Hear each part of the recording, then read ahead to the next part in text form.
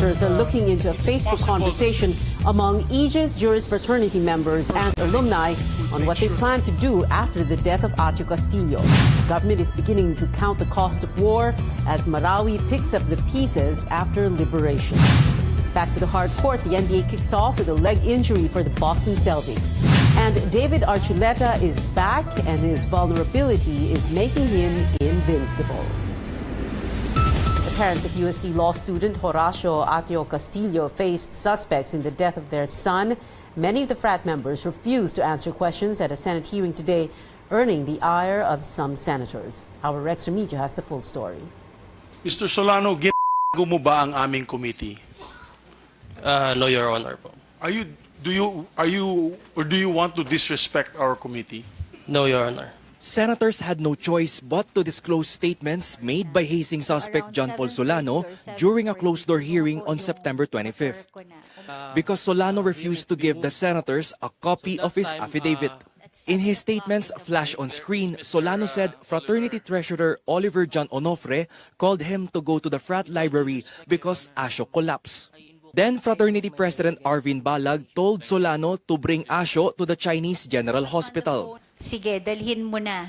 Sabi ko, bakit ako? Hindi naman ako kasali dito. Kayo ang magdala. Hindi, ikaw na ang magdala. Solano said Balag also told him to say that he found Castillo at a street corner in Balut, Tondo, Manila. He earlier admitted to lying about this. Solano said he encountered in the frat life Axel Hipe, Mark Ventura, and new frat members Zachary Abulencia and Daniel Ragos.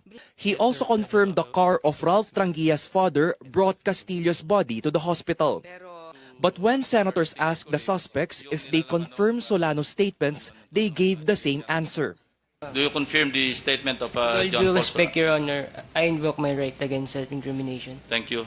I'm sorry, Your Honor. I would like to invoke my right po against self-incrimination. Solano also said University of Santo Tomas Law Dean Nilo Divina encouraged him to tell the truth. Divina says the hearing only proves he is innocent in Asio's hazing or its possible cover-up. But senators told Divina he could have done more.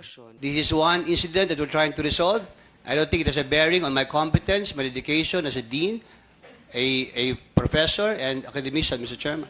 With all due respect, Dean, I'm sure it has no bearing to your competence. You might be overcompetent nga eh. But my problem is this, nobody's indispensable. Ralph Tranguia's father, Antonio, also surfaced for the first time. He was with his wife, Rosemary. She is facing an obstruction of justice charge for bringing Ralph to the U.S. But the Tranguias also refused to answer questions. Meanwhile, only 4 suspects agreed to give their DNA samples to the Senate. The rest refused. The DNA samples will be matched with body fluids found at the frat lab. Rex Remigio, CNN, Philippines.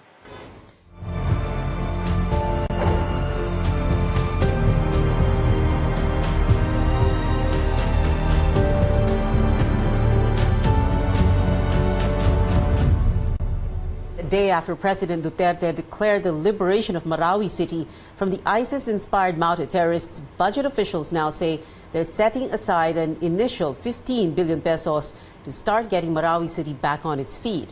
Government will put up temporary communities for returning Maranaos while reconstruction is underway. Claire Yao has more. It is said that in war there are no victors. As the government sobers up from the highs of liberating Marawi, it is now calculating the costs after 5 months of fighting. Marawi officials have presented their rehabilitation proposals to the cabinet. The government will put together the budget once a final plan is approved.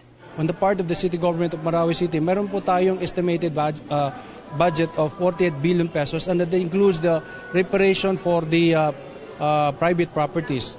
But because of the consolidation of the master plan with the other sector like the provincial government and other sector, ay medyo lumobo po ang ating estimated budget. I think, if I'm not mistaken, nasa around 70 billion plus. To get things started, the budget department is allocating 5 billion pesos this year and another 10 billion next year. The funds will be primarily used for building temporary settlements for returning Maranaos, as they wait for permanent structures around the city to be restored. It's a matter of, setting up tents and then health facilities, etc. The school building can be permanent in the sense that maybe the school building can already be constructed in the permanent site and we will just bus them, right? That's an option. Help is already pouring in from all directions. China has sent over heavy equipment for the construction of transition communities. Japan has committed to a cash donation. Meanwhile, the World Bank is offering its technical expertise, using its experience in rehabilitating other war zones like Iraq and Afghanistan. Last but not least, the government will issue 30 billion pesos worth of bonds in January 2018. The so-called patriotic bonds will let ordinary Filipinos contribute to the reconstruction effort. With no shortage in assistance, the government is hopeful Marawi can begin its recovery in the next few weeks.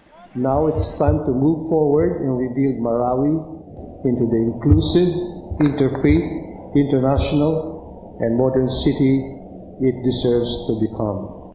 Claire Yao, CNN Philippines.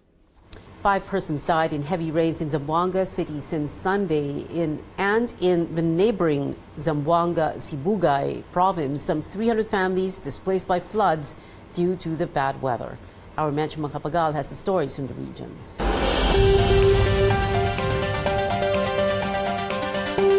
Torrential rain in Zamboanga City in less than a week left 5 persons dead. A couple was killed after a big balete tree fell on their house in Barangay Sinunok this morning. Heavy rain softened the soil where the tree stood. 3 other deaths were reported on Sunday and Monday. Mayor Beng Climaco ordered the suspension of classes in all levels. There was also heavy flooding in Tungawan, Zamboanga, Sibugay. The flood displaced around 300 families and submerged 150 hectares of rice fields. Local officials estimated the damage at 6 million pesos. Sarangani police are looking into the burning of a delivery van owned by KCC Shopping Mall in General Santos City. Armed men who claim they are New People's Army members torched the van Monday morning in Malapatan town. The van carried goods worth at least 300,000 pesos. And on to lighter news, a couple from Madridejos town in Bantayan, Cebu took a most unusual bridal vehicle. Jonathan Bayucot and Mary Ann Figuracion hopped on a backhoe after their wedding at the Immaculate Conception Parish. They were with their entourage holding on to different parts of the heavy equipment while parading on the streets. Why the backhoe? The groom is a construction engineer. Fortunately, the backhoe went straight to a resort and not a construction site. Mencho Macapagal, CNN Philippines. Time now for the latest in sports with Paulo Del Rosario. Wow, Paulo, shocking start for the NBA season. Yeah, and probably for all the wrong reasons, especially at the start of the Boston Celtics and Cleveland Cavaliers game. Well, the Cleveland Cavaliers edged out the Boston Celtics on opening night, 102-99. LeBron James led the Cavs with 29 points, 16 rebounds, and 9 assists. But the Celtics lost Gordon Hayward to a horrific injury. Hayward fractured his left ankle in the opening quarter. And fellow NBA stars showed their support for Hayward on social media. On Twitter, Steph Curry wished for the Celtics forward to come back stronger. OKC's Paul George also sent his prayers to Hayward. George was in a similar situation 3 years ago.